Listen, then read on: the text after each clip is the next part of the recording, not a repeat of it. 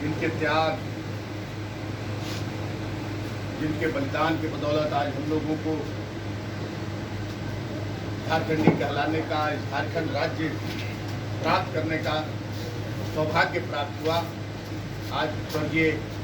झगड़ू बाबा, झगड़ू पंडित जिनके नाम से जिनको जाना जाता था, उनके घर के आंगन में हम लोग आज बैठे हुए हैं और बहुत धन्य समझ रहे हैं हम लोग अपने आप को।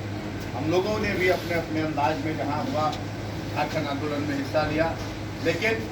गुरु जी के सच्चे साथी जैसे गुरु सोरेन जी के दुख सुख में हमेशा साथ देने वाले और बाप गुरु जी बहुत सारी कहानियाँ हम लोगों को बताया करते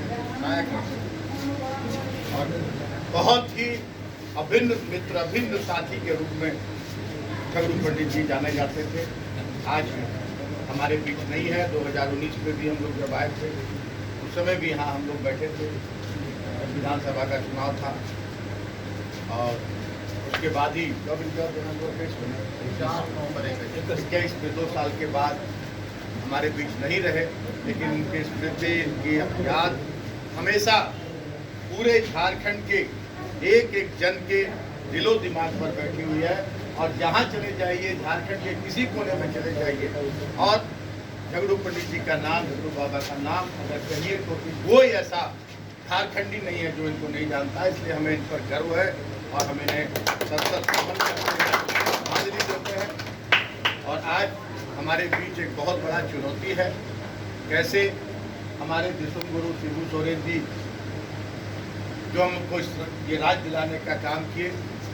सभी अपने साथियों के साथ, सहयोगियों के साथ अपना घर द्वार छोड़ के, बाल बच्चा का कोई परवाह नहीं करके हमें राज मिला, लेकिन अधिकार नहीं मिल रहा था। 2019 में जब उन्हीं के पुत्र हेमंत सोरेन जी को आप लोगों ने मुख्यमंत्री बनाया, बहुत अधिकार मिलना शुरू हुआ, हर तरह से विकास का काम होना शुरू हुआ। उसके बाद देखें कि क्या क्या हुआ, कैसे कैसे एक एक बच्चा जान रहा है, कैसे उनको प्रताड़ित किया गया और आज वही दिसुम गुरु शिबू सोरेन जी के बेटे को झारखंडियों का हक अधिकार दिलाने के जुर्म में, यही उनका अपराध है कि झारखंडियों को जगाने का काम कर रहे थे, उनका हक अधिकार दिला रहे थे और आज 3 महीने से जेल में डाल दिया गया है, बेबुनियाद आरोप लगाकर, झूठा केस कराकर। हम लोगों को आज इस लोकतंत्र के पर्व जो है हमारा 1 तारीख को जो हमारे यहाँ दुमका में लोकसभा का हमें सांसद चुनना है और एक एक सांसद बहुत ही महत्वपूर्ण है। इस बार तानाशाही सरकार बैठी हुई है जो हम लोगों को आपस में लड़ाने का काम करती है, हिंदू मुसलमान कराने का काम करती है और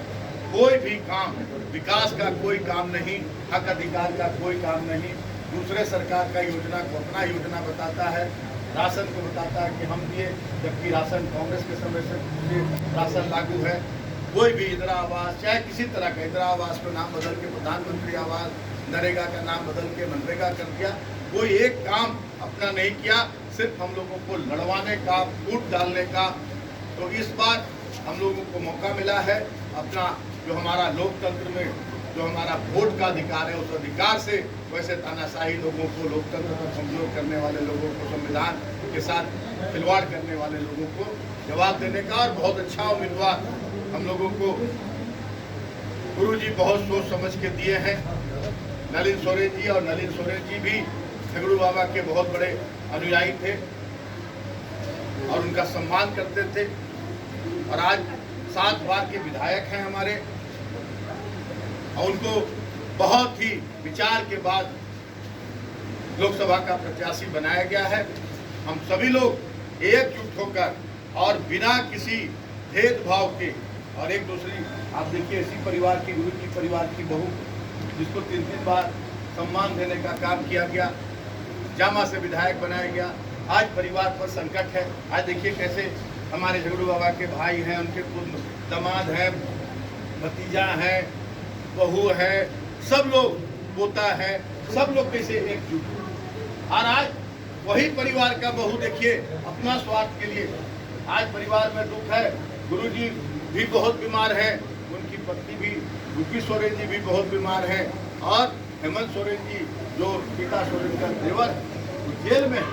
और आज दूसरा पार्टी में जाके और टिकट लेके और जनता से वोट मांगने आया है। वैसे लोग जब आते हैं वोट मांगने, उन लोग का बहिष्कार करना होगा। यही झगड़ू बाबा को सच्ची श्रद्धांजलि होगी, इतनी इनकी आत्मा को सुकून मिलेगा कि वैसे लोग जो घर के नहीं हुए, परिवार के नहीं हुए, वो जनता का क्या होंगे, ये सवाल उन लोगों को करना है और हमारे गुरु जी के सपनों को साकार करना है और झगड़ू बाबा का जो सपना था उसको साकार करना है। यही करके अपनी बात पर विराम देते हैं। आप सभी लोगों को मेरा प्रणाम, जोहार, जय हिंद, जय भारत।